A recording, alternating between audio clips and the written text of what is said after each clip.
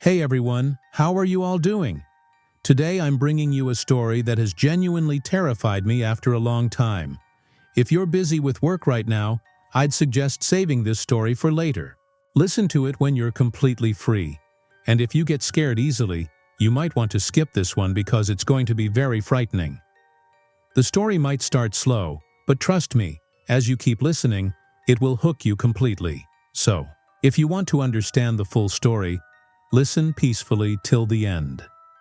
The person who shared this story says some of his friends and family also follow this channel, so he won't share his name.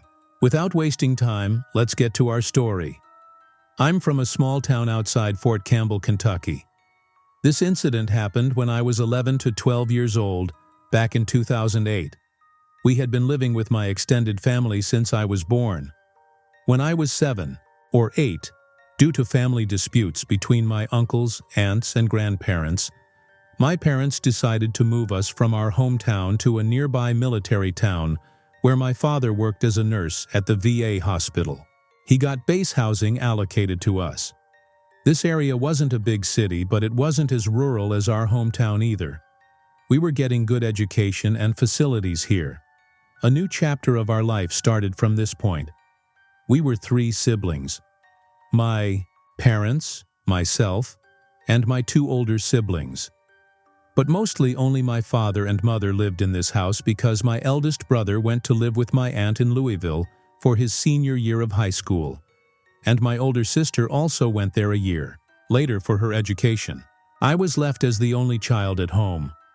Let me tell you, when we moved to this base housing unit, it had been completely vacant. My father had it renovated from top to bottom. Everything was redone. When we moved in, the neighbors told us this particular unit had never been assigned to anyone for some reason. It had been empty for 2 to 3 years, and that's why weeds and overgrown plants had taken over the house.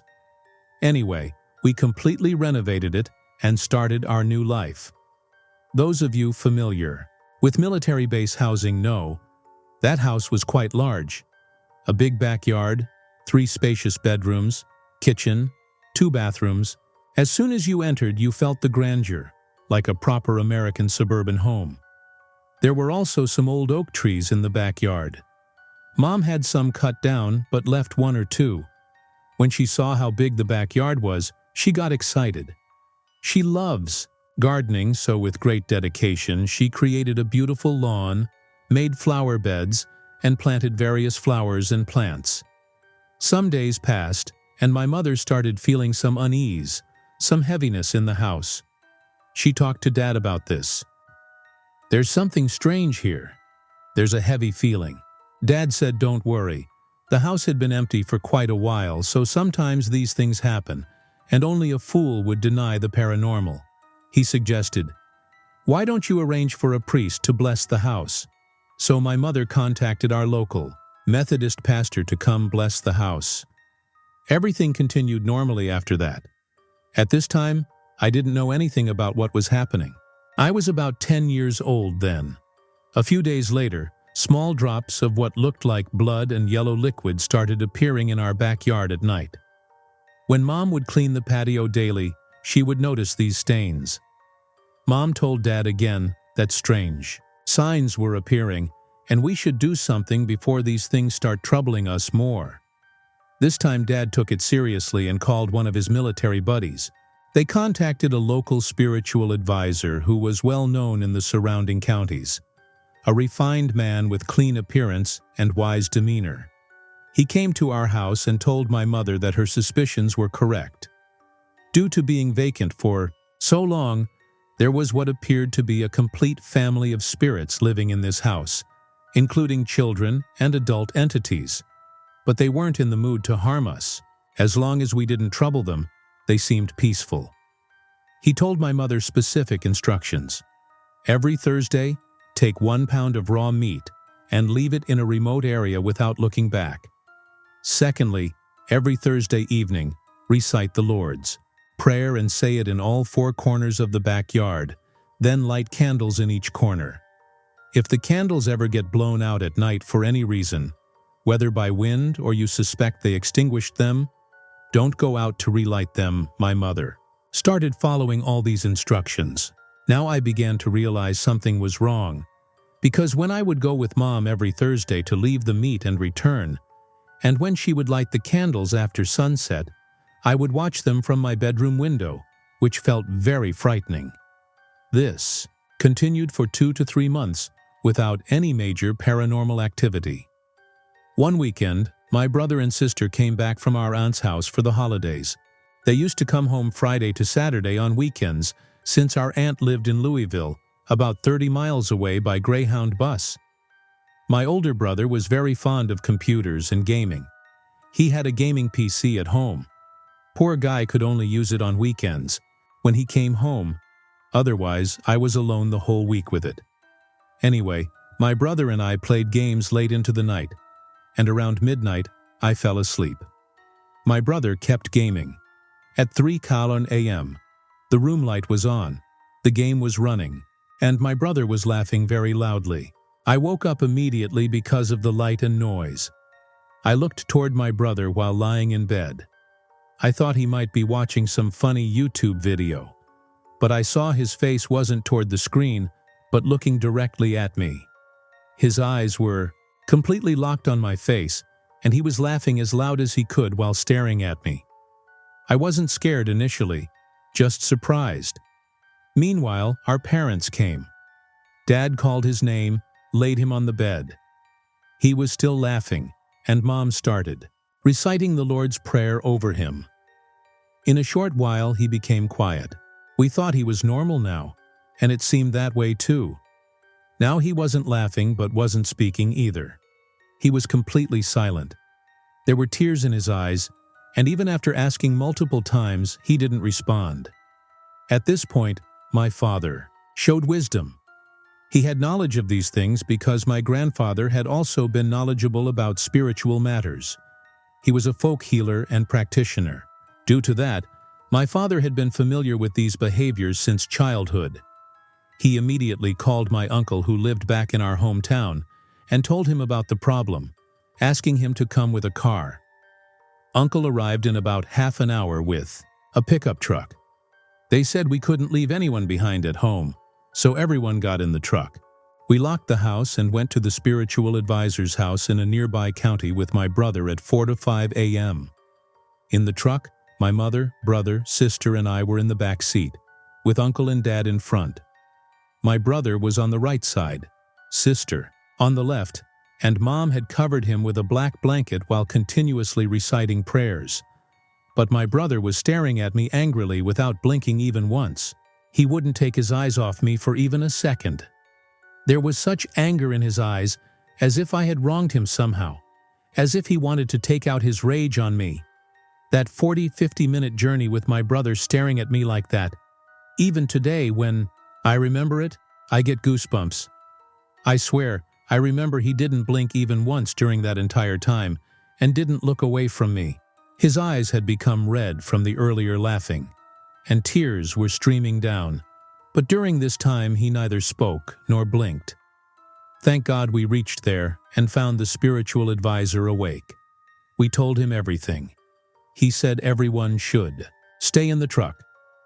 Dad, Uncle, and he took my brother to his study room built right beside his house, where he apparently conducted his spiritual work. I saw strange things there which increased my fear even more. Large glass jars, things hanging from trees, wind chimes. These things were adding to the terror. My sister, who was younger than my brother and older than me, was so scared she couldn't stop crying. Mom was trying to calm her. We started getting an idea of what was happening inside. And after 10 minutes, again the same loud laughter started coming from that room because the truck windows were slightly open. It was summer, so we could hear the sounds clearly. He started laughing so loudly that it seemed like the entire neighborhood could hear it. The spiritual session continued, and the advisor seemed to have strong knowledge. After some time, the sounds stopped, and we felt relieved. A few minutes later, we saw Uncle carrying my brother wrapped in a sheet toward the truck, while Dad stood talking with the spiritual advisor. By this time, morning had come, and the intensity of fear had lessened. We were exhausted from lack of sleep. Dad and Uncle came, seated him in the truck, and didn't say anything. When Mom started to speak, they said everything was fine. Don't ask questions in front of the children. We'll talk when we get home. But worry was clearly visible on Uncle's and Dad's faces. But the important thing was that my brother was normal now. He sat quietly and slept. We reached home, he told Mom he was hungry, had breakfast, and slept. For the next few days, he had a fever, then became completely fine. He didn't remember anything, not even a moment. But we were happy he was okay. After a few days, my brother and sister went back to our aunt's place. Now Dad told Mom about that day's conversation. I was in the next room and could hear everything. The spiritual advisor had said that the room where this child was sitting and playing, the spirit's children lived in that same room. They were getting disturbed by the light being on so late. He didn't let them sleep, which is why this child got possessed. But the good thing was they brought him immediately. Before the possession becomes strong, breaking it is very easy, so they handled it without much difficulty. Now he was fine. When Dad was telling Mom all these things, he was also saying that the younger son, meaning me, stays alone at home, so we need to be careful with me too. Hearing all this, I became numb. What had happened in the past few days, I couldn't fully understand. Maybe that's why I was acting strong, or maybe being a child, I didn't grasp the incident properly. Although everything happened in front of my eyes, I wasn't as scared then as I was getting scared now, because now reality had hit me. This was a real possession. I slowly started understanding everything. Why Mom used to light candles.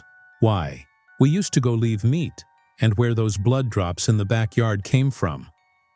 Dad told Mom to change the entire setup of that room, make it a storage room, and make another room the children's bedroom. The spiritual advisor had said that for now, this room belongs to the spirit family's children, so vacate it for now. He would come to our house and tell us the next course of action. That's exactly what was done. My mother called my younger aunt from our hometown. Again, the house was rearranged, new curtains were put up, and that room was vacated. Nobody slept there, and we didn't go there much. Now it was clear we were sharing our home with them. Small things became normal. Water faucets would turn on at night, sometimes sounds of someone walking in the backyard, etc. Everything was running normally now. My brother and sister also used to visit, so nothing abnormal happened. We had the same routine, playing games on PC late at night and hanging out. More than a year had passed since this incident, and whenever I asked my older brother if he remembered anything, he would say no. I just remember I was playing a game when the room light went off. I thought Mom had turned it off, so I got up and switched it back on, started playing again. When it happened again, I turned the light on again. After it happened twice, I don't remember anything after that. Not a single word. Not even a moment. My brother's account matched what the spiritual advisor had said. There was logic to it. A year had passed, everything had become normal. My father decided that after 5th grade, I should also start studying at a Christian academy for better religious education. I was intelligent and excited about it. I started attending a nearby Christian school. 6 to 7 months had passed, and I was doing well academically. My parents were very happy with my progress. Here comes a major turn in my life. You won't believe how brave I was at such a young age. From here begins my period of loneliness and increased paranormal activities. When I was in regular public school, my timing matched my parents' work schedule. My mother was a substitute teacher, and Dad worked at the VA hospital. One of them would always be back home by 2 p.m., so I was never alone in that house. Mom was always there. Dad was busier. After his hospital job, he had his own part-time medical practice, so he would go there and come home late at night. Now, when I started going to the Christian academy, the timing changed. My school timing was from 6 a.m. to 11 a.m., then a 3-hour break, and classes again from 2 p.m. after lunch till 6 p.m. During the 11 a.m. to 2 p.m. interval, most students used to stay at school and not go home. But since my father was friends with the principal, I got special permission. I insisted I would come home and rest. Because of my insistence, Dad agreed. I used to come home from 11 to 2. The house was nearby. Actually, I had a craving for games. I thought I would go home and play. And in this greed, I was ignoring such a big danger. Life was going on like this.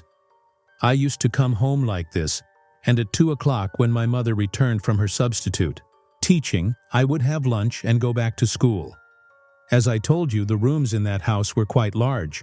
I only stayed in my room where the computer was, slept there, and didn't wander around much because there was fear in my heart. I knew there were some entities here too. After a few days, small incidents started happening with me. Once I was playing a game when the bathroom faucet started running.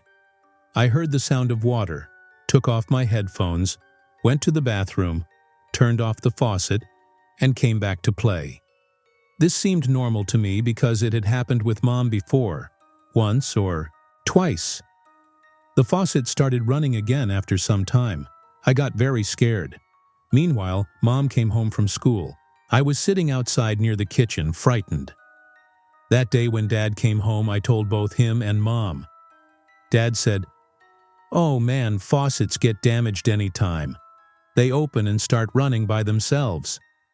Dad was giving me false reassurance. Mom said this had happened with her too, once or twice. Dad said it was a plumbing problem and he'd get it fixed today. Dad called the plumber and got the faucet replaced. Both Mom and I knew Dad was giving us false reassurance. After a year, the signs were getting strong again, but Dad didn't want to make it obvious to us.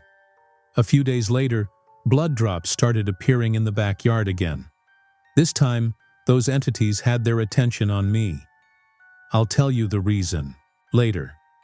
Just a few days after this, I came home at 11 o'clock, turned on the PC, went to the kitchen to get something to eat and drink. You'll believe that when I came back, the PC was off, and the power strip switch was also turned off. I turned on the switch myself and pressed the PC's power button. When Windows appeared on the PC screen, I had gone to the kitchen. How was this possible? This had become too much.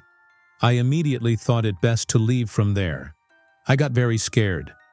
I reached the school reciting the Lord's Prayer, and in the full heat of June-July in Kentucky, my face had turned pale. Reaching there, I went straight to the principal's office. When he saw me, he asked in surprise, "What happened to you?" I started crying. He gave me water to drink, and then I told him everything. I didn't tell him today's specific story because he was a Christian educator, and he would have felt bad that I go home to play games. I hid this and told him all the previous incidents. He called my father.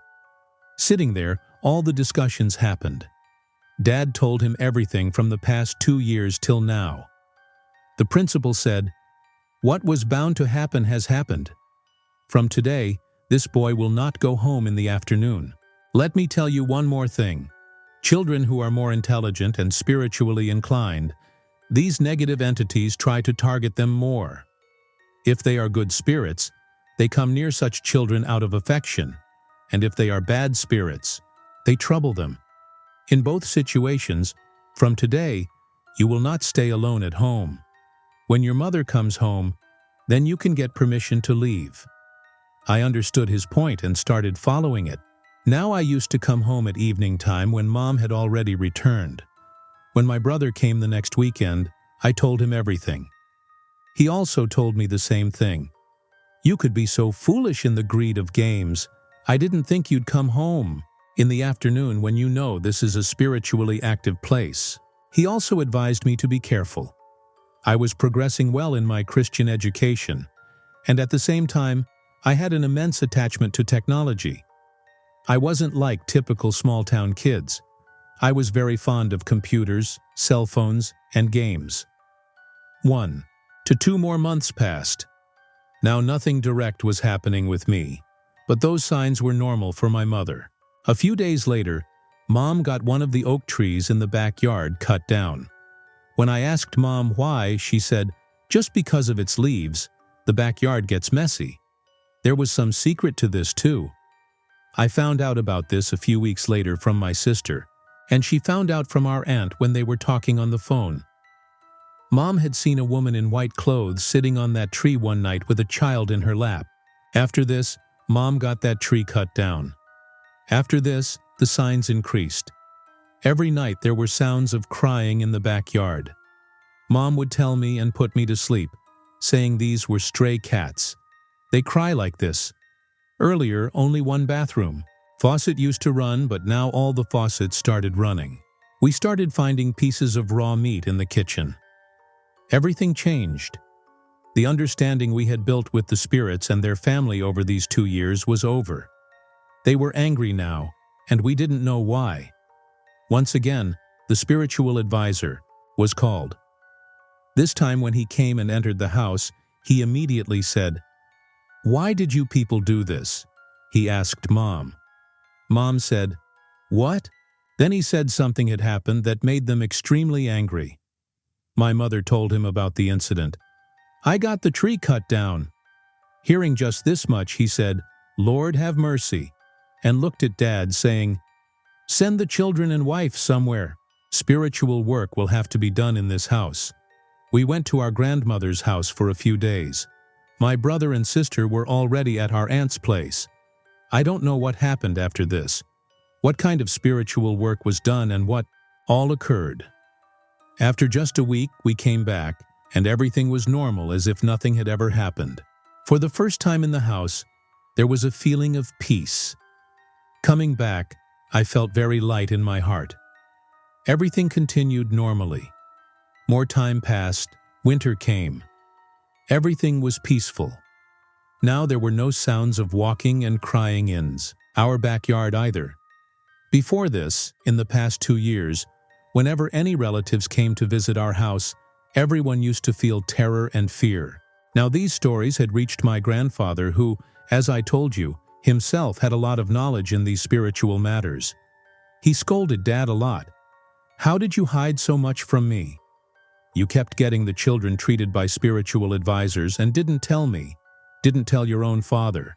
Dad replied that he had left home 2 years ago because of family fights, and he didn't want to share anything with the family back then.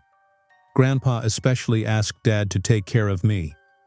The reason was that my school principal had mentioned 2 things.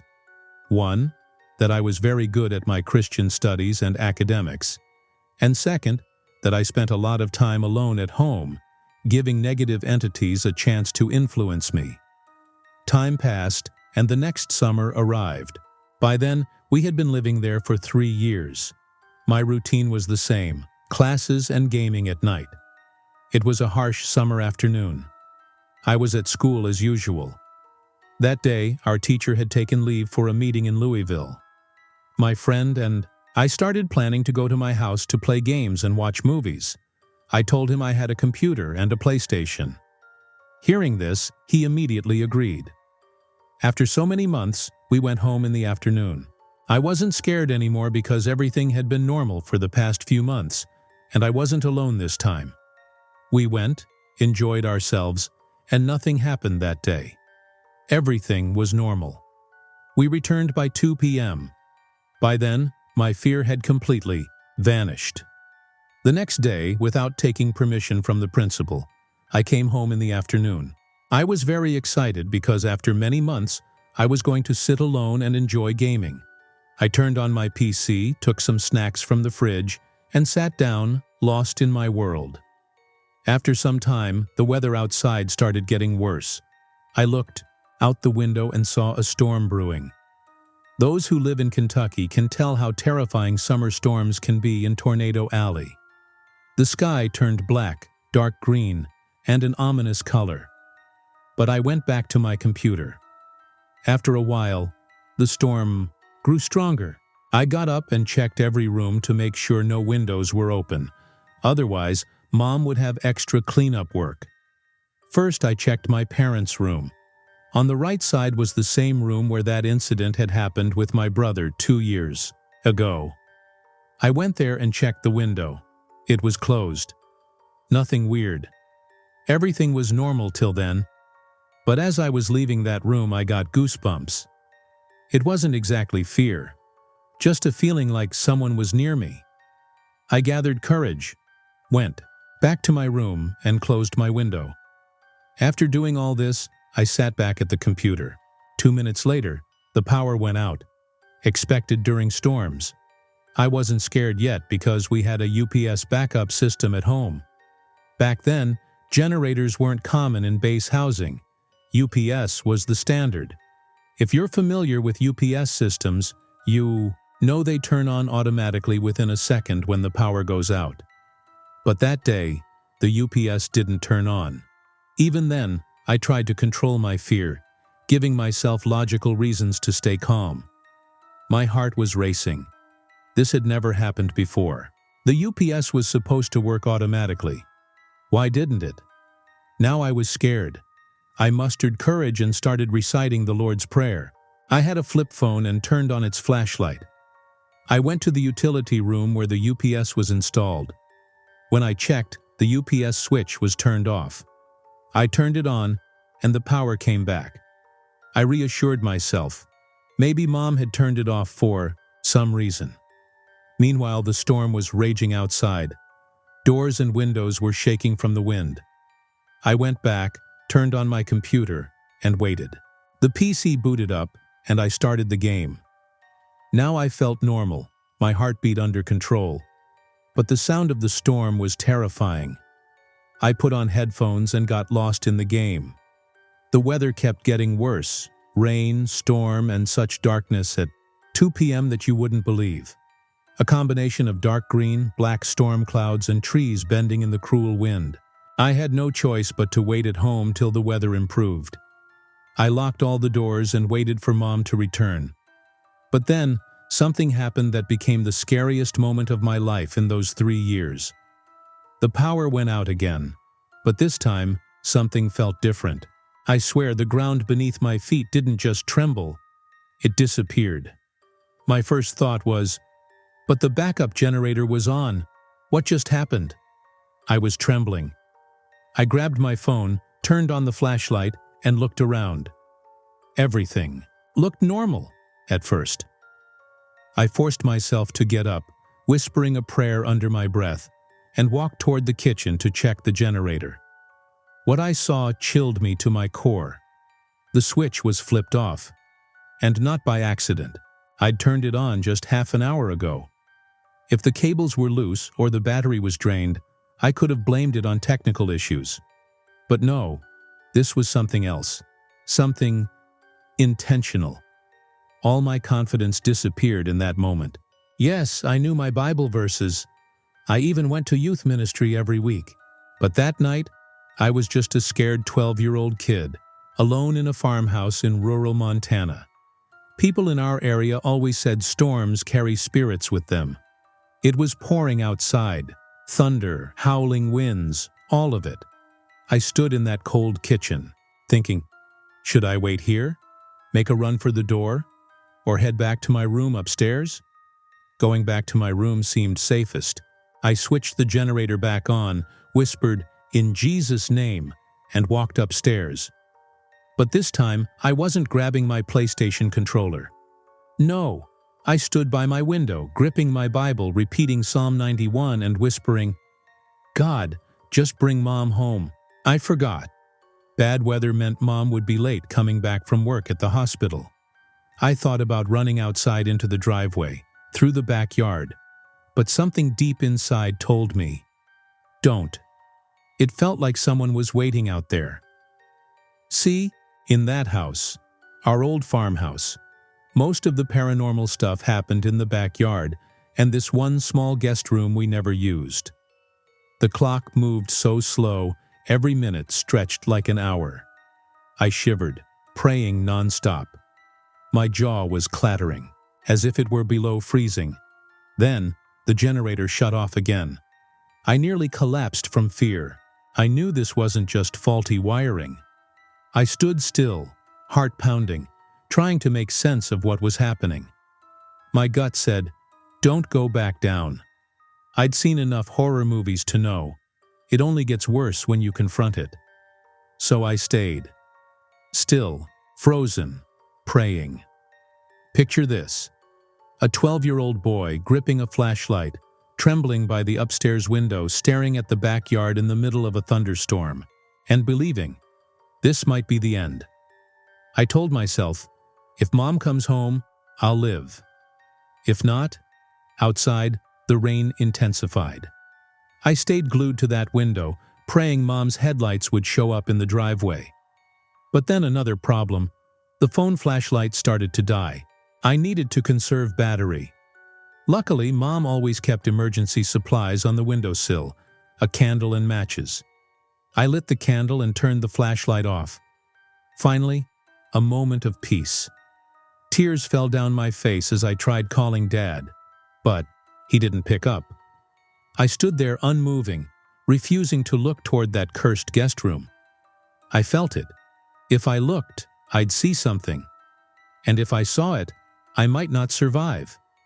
I'd heard that spirits don't want to be seen, that looking directly at them, especially their faces, could traumatize you for life. And I swear, someone was standing in that room, or rather, some things.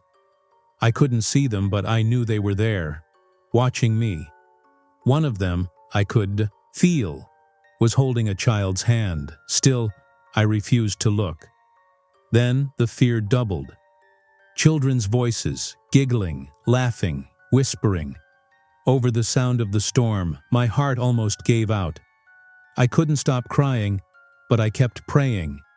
I didn't look, no matter what. Finally, I managed to reach Marcus, our farmhand. I begged him to find Dad and come get me. The call kept dropping because of the storm, but he heard me. He promised he'd come. Still standing at the window, I could hear those voices getting louder. I couldn't take it anymore. I glanced just slightly toward the room, and I saw them. 4 shadowy figures, one small, the others taller. One was clearly holding a child's hand. No faces, just outlines. But the feeling in the air changed, cold, thick, and heavy. The room smelled like raw meat, like something rotting. I collapsed onto the floor and cried into my hands. Then the candle blew out. I looked up. It was gone. I was paralyzed. But I had to see again. I grabbed a match, stood up, wiped my tears, and struck it, lit the candle. It went out again in 2 seconds. This time I was sure it wasn't the wind. I struck another match, and just as the flame rose, I felt breath on my face, cold, close, right next to my left ear. I froze. I didn't turn my head. I just stood there. Because if I looked, I knew someone was standing beside me, no doubt. Close enough that I could smell it, the stench of something unnatural. I knew what they wanted, to break me. And they were succeeding. Slowly, step by step. 15 minutes ago, they were just watching from the yard. Now, they were inches away. I had to act. Without a second thought, I unlocked the window and climbed out. From the second-story ledge, I jumped into the backyard. Hard. Twisted. My ankle. Didn't care. I ran through the pouring rain, barefoot, soaked, limping. But I didn't stop. Then, headlights. Marcus and Jake, our farmhands, were on the bike, searching for me. They saw me running and stopped. I collapsed into their arms, bawling. They rushed me to Dad's office downtown, gave me water, let me calm down. Then I told them everything. Dad didn't laugh. He didn't call it imagination. He looked pale, serious. He and Marcus drove back home while I stayed in the office. But what they found there confirmed everything. Every single door and window wide open. Curtains torn down. The scent of soil and rot filled the house. The power was completely dead. Marcus turned to Dad and said, "Sir, the boy's telling the truth." Later, Mom returned. The family gathered. Questions flew at me, but I had no answers. That night, Dad called. Father Greg, the pastor from town, and Grandma flew in from Idaho. They performed prayers, blessed the house. Father Greg said the spirits had never left. Turns out, when Mom had cleared the backyard months ago, she had chopped down an old swing tree. That tree wasn't just old, it was sacred to them. Their children played on it. And that guest room? It was their room. We later learned that the spirits had made a deal with Father Greg the first time, that if we gave them space, they'd leave us alone. But I had unknowingly broken that peace by coming home alone so often, disturbing their quiet. Grandma said, "They didn't want to kill you, just scare you away." Well, they succeeded. I had a high fever for 3 days. Pure trauma. Stayed at Grandma's house for a while. When I came back, things were quiet, but I was never alone in that house again. Eventually, we moved to Denver. Mom was terrified. She never wanted us near that place again. Life moved on. I graduated high school, went to college, even moved out of state. But I never forgot. Years later, before leaving the country for grad school, I visited Father Greg one last time and felt compelled to see that old farmhouse. When I reached it, the sight broke me. It was exactly like before we moved in. Overgrown, desolate, uninhabited. I asked Mom about it later. She said no one ever moved in after us. That house had been empty for 20 years before we came, and was empty again. They never left. They didn't want us dead. They just wanted their home back, and they got it.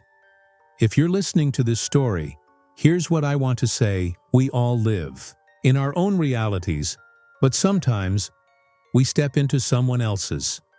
Respect unseen spaces. Don't push where you don't belong. Never follow their signs, and never, under any circumstance, look at them directly. Your fear is their fuel. If you like this story, please share it. And if you have one of your own, email it using the link in the description. You might just become part of our horror story family. Take care, stay safe, and don't forget to check your windows at night.